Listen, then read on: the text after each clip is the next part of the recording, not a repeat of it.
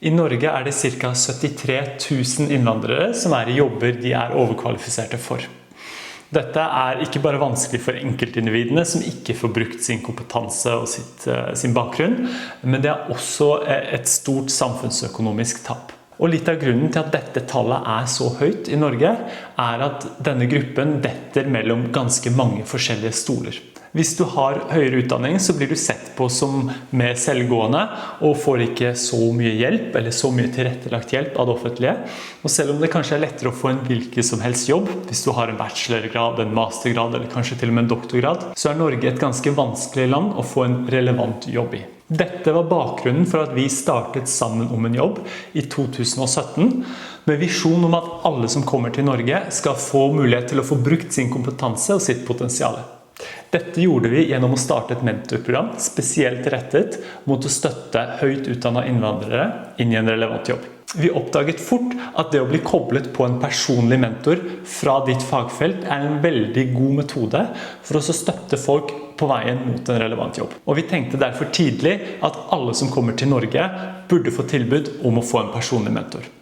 I starten var dette en veldig urealistisk drøm, men så I 2019 så kom vi I kontakt med Accenture, som gjennom sitt pro bono-prosjekt prøvde å finne ut av hva de kan gjøre for å støtte høyt utdannede innvandrere som faller mellom flere stoler, på best mulig måte.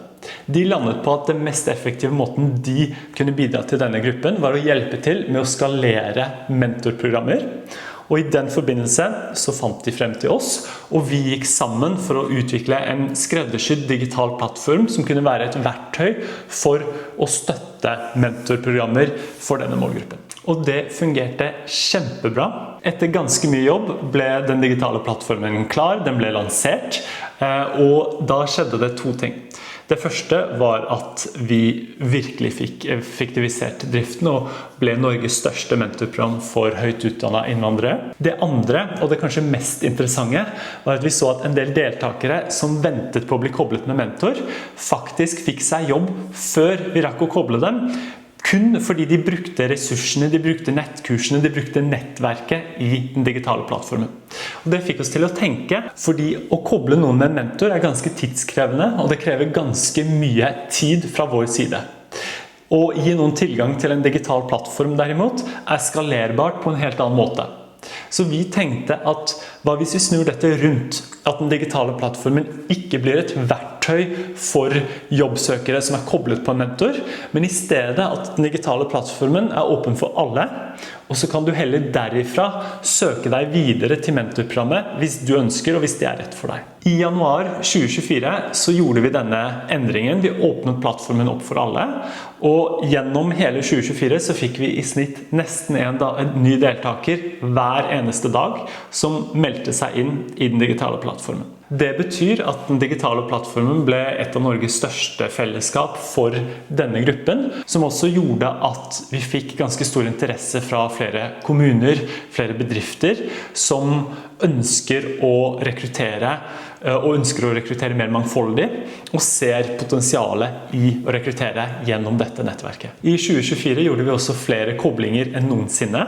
Vi koblet over 160 jobbsøkere på mentorer fra samme fagfelt. Av dem fikk ca. 1/3 jobb I løpet av de 6 månedene de var koblet med sin mentor, og dette tallet øker I tiden etter mentorprogrammet. Tusen takk til alle deltakere, alle mentorer og alle samarbeidspartnere som gjorde dette mulig I 2024. I 2025 ønsker vi å doble vår sosiale effekt. Det skal vi gjøre på 2 måter. Først skal vi doble antallet jobbsøkere som I den digitale plattformen, og som får tilgang til kurs, ressurser, nettverk der.